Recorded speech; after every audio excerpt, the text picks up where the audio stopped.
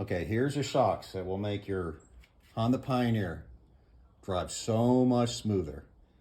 These are eBay finds, or on Amazon, $105 delivered. They're ATV Banshee shocks. They come in gold, blue, and a black. They have a compression clicker. It'll look just like this, and it'll have these two things which do absolutely nothing. So you take this shock, and then you convert it with your shock spring from your front of yours. You take your spring off, and it's going to look like this when it is done. And it is absolutely a perfect fit.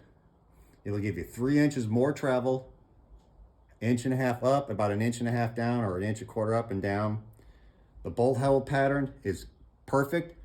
The width here is perfect. It is like this shock is designed for this machine. Okay, here is the method for removing the springs front and rear off these Hondas. You feed the strap through here into this, and then put the bolts just through the end material with 2 washers. On both sides, they just go here. That's what stops it from going through, come out, and through here. And then you can strap them down, then you crank them down equally. And then the spring you can get the spring. And then you can get this off. And then once you get it down a little bit further, crank it down a little bit more. Okay, so you got to pull this back out. You're going to notice that's going to be in your way. So you have to get in here and pry that. You got to pry this back out. Okay, after you finally get this thing pried back out of here, you can wiggle this thing over it all, push this back, and then this will finally, you can get this out. And then your spring will come off. Then you just got to loosen the tension slowly.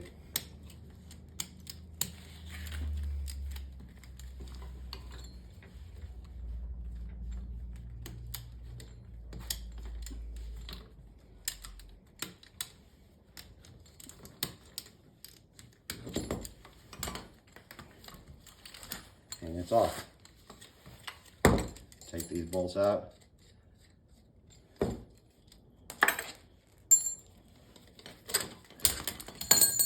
Towels there to protect it. And you just take the straps out. Boom, your spring's out. Shocks apart. That's it. Okay, to convert this Yamaha ATV Banshee shock, which will look just like this, and you got to take your spring. You need your spring. You need the little rubber plastic cap, and you need the part that came with it. This. Take this, put it through a bench grinder. Well, it fits over this because we need to use this part. This piece here, you have to grind it out a little bit more here to make it fit over this little lip here. Just open it up a little bigger. It fits right there. To get it to this point, to take this spring off, all I do is I just use this method, just pry it down and pull this thing off. It'll work because it's under very little tension.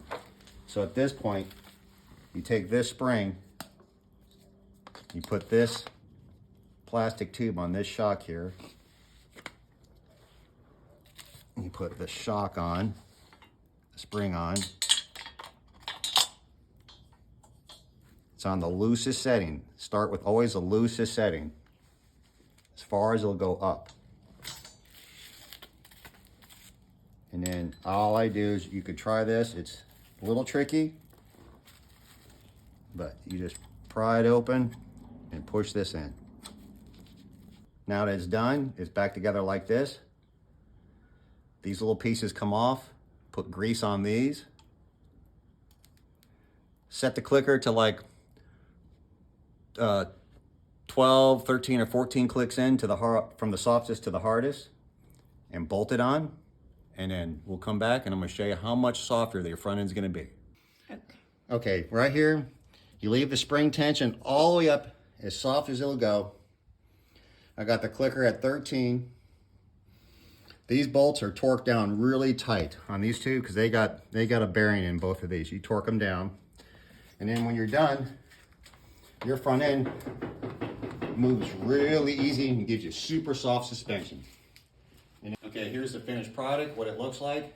Looks really nice up front. And these shocks, they do not fit the rear. They will hit the housing right here. Maybe on a Pioneer 500, you can mount them this way, but it hits the exhaust on that side. You might be able to mount them on that way. So far, I have not found anything to mount on the rear shock. You can put your rear shock is going to be on the lowest setting or just one click up to match the front to where it is right now. That's about the best setting I've found so far.